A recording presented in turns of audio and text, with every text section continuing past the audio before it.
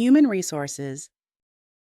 This is a very short section of the ISO 13485 standard, but it is essential.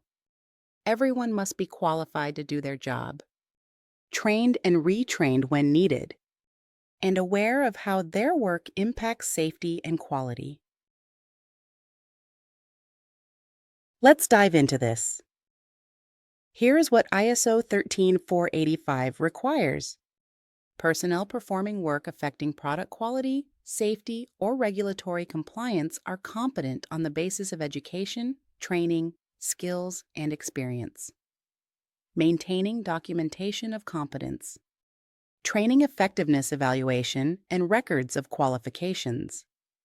ISO 13485 also requires that personnel are to be aware of the relevance of their work to product quality and patient safety.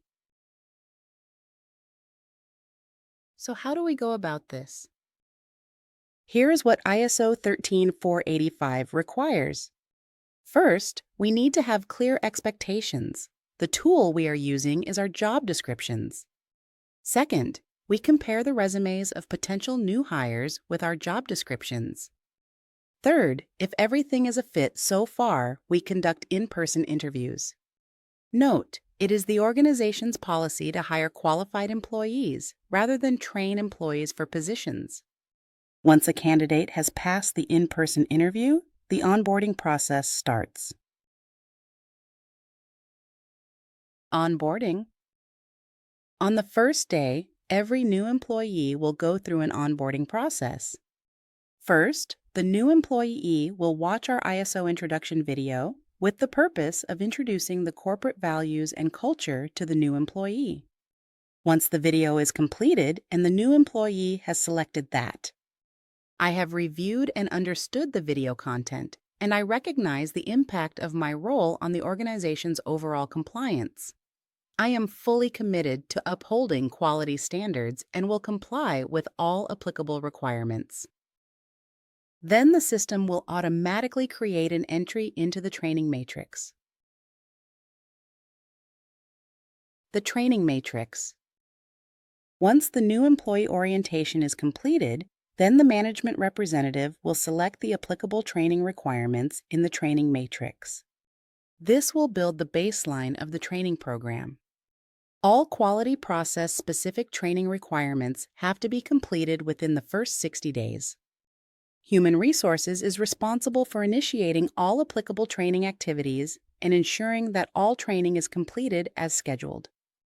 Every employee will also receive on-the-job training as required. The effectiveness of the training activities is verified through the following steps: internal audits, employee reviews, and, when applicable, observation of work performance or testing. Every quality process training is followed up with a gate test. A gate test is the verification of the effectiveness of the training. Annual employee reviews. The annual employee review is scheduled through the Human Resource Department and based on a controlled form.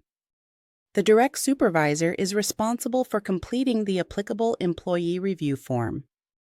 The employee review is designed to give the employee feedback on his or her performance, establish improvement opportunities, and initiate retraining if a gap between expectations and actual knowledge is detected. Why training matters. Patient safety. Medical devices directly affect patients' lives. If personnel are not properly trained or qualified, mistakes can lead to unsafe devices reaching patients. Regulatory compliance. Regulators such as ISO 13485 and the FDA expect documented proof that employees are competent for their roles. Without this, your organization risks audit findings or certification loss. Consistent quality. Competent employees know how to follow procedures, apply good documentation practices, and maintain product quality. Training reduces variability and errors. Risk reduction. Many risks in manufacturing and quality systems come from human error. Proper training and retraining are risk controls required by ISO 13485. And the last one is simply awareness. Employees must understand how their daily work contributes to the safety, effectiveness, and regulatory compliance of the device. This builds a quality culture. Quality in healthcare isn't optional. It's the difference between healing and harm.